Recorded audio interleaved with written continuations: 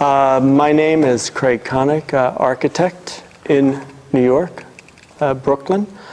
I am on the graduate faculty at Pratt Institute, where we are in Brooklyn, and at Columbia University in New York. I have an office, a small practice, small design practice in Brooklyn, and we do projects mostly in New York right now, actually, and our projects have been mostly in New York. For me, architecture is something that's, I guess, for me, it has to be defined each time we do it, or I don't know, that's a hard question. That's probably the hardest question, what is architecture? For me, it's got to be interesting. I think for me, it's got to be something that you get to do something new each time. And I think, for me, architecture is something that really, I guess the measure of it is that do you remember that you were in some place? So did it move you enough that you can take away a remembrance of it?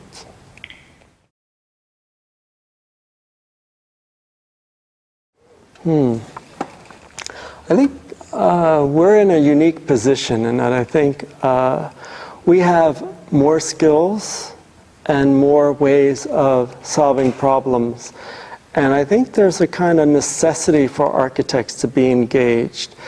I think there's been some movement of architects moving away from just being in the insular world that they are in of architecture and to be more in the larger world. And I think that whether it's in the political realm or in the social realm or perhaps even with environmental issues, we have a lot of opportunities, I think, to be the ones that help formulate the discussions that are going on that are bigger than architecture. And I think we should not be afraid of that, of being the ones who articulate those values that are larger than, I think, just architecture.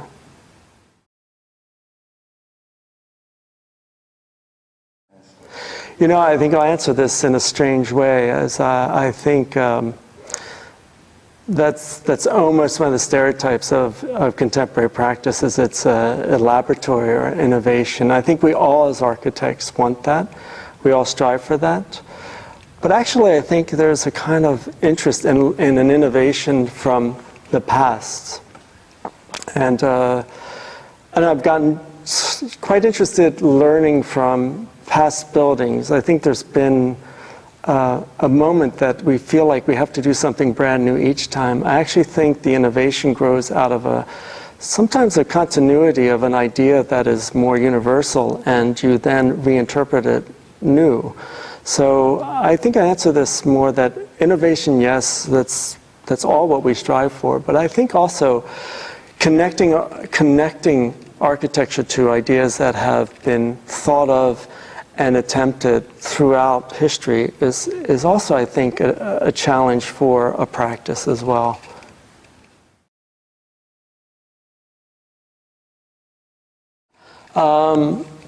Absolutely, I think the most important thing is that you need to have partners. And architecture, I think the other thing that we all know as architects is the architect.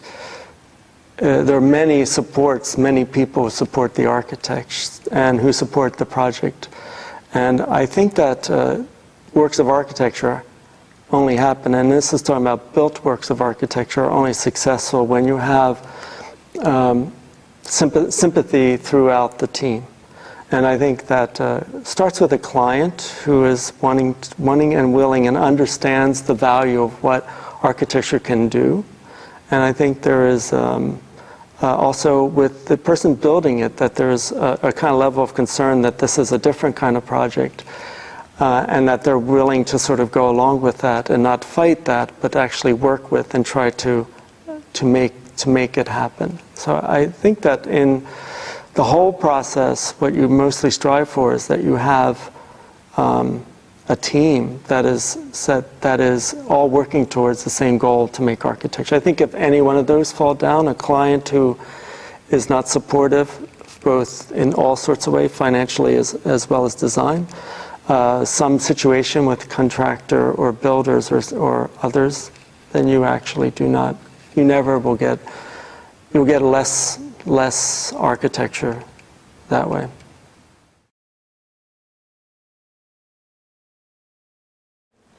I think it's pervasive in good and bad ways. I think, and I think it's just a mirror of, I'd say, what happens to society in terms of the speed of information communication. But the internet allows you to find out things faster. It allows you different platforms for disseminating information. I think it allows sharing of information. But it also can be, and it changes the rhythms of how you work. I think there's a kind of distraction factor with it as well, that you need to find the space still just to be alone in a way in the middle of the day, to think about what it is you're doing without you're constantly having an interruption of sorts. But the benefit of it is definitely that there is so much more sharing of information, and quicker and faster, and ideas are spread much more quickly. So, but I think in our practice, I think it's a mirroring of we're a very small design practice, so I think, if anything, and maybe there's a benefit to ideas being disseminated to different audiences, or an ideas or research that can be done quicker to find out something. So but that I don't think is any different for other practices or itself. So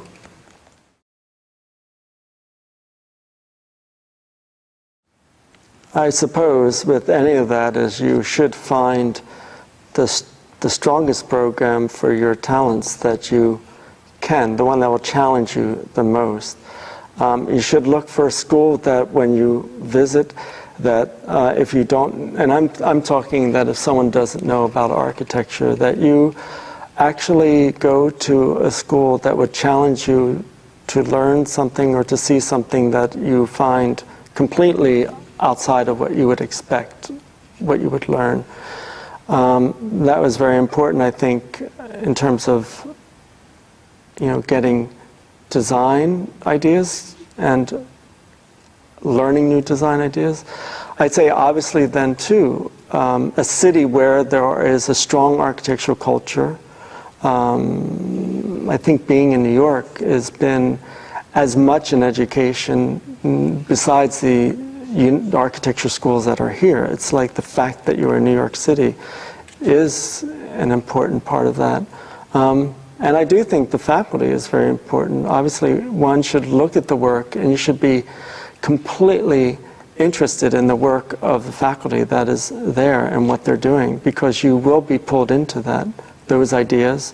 You will be learning those ideas. So I'd say my advice for that is challenging yourself and be in an interesting location with interesting people, and then it can go from there. You will be transformed.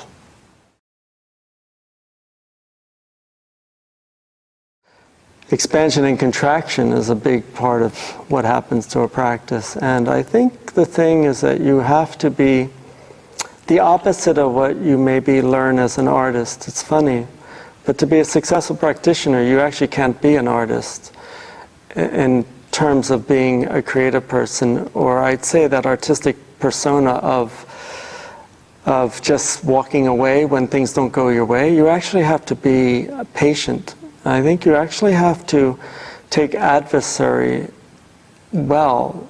I think you have to have a lot of failure. You have to not win things. You have to not get certain commissions, because you then learn how you might get those commissions. You also absolutely, and I think this is something I still have not solved, is you need to have a very clear point of view. I think the thing that's different now for anyone getting out into architecture is that there's so many practices, there is so much talent, so much design, and then maybe this is also part of what your program at ArchDaily is, that it's brought forward. There is a lot of talented architects out there, and it's very competitive in that way if you do not have a specific point of view. I think if you look at the most successful practices, there's a clear identity to the practice. There's a clear way that the practice does a project, executes a project, and those are the things to strive for. But it is, I think, you have to be patient. You have to be able to take failure and respond to it, and you have to then take the successes you get and build on them. That's the most important thing if you do your own practice, and it's always going to be hard, but it's always going to be gratifying.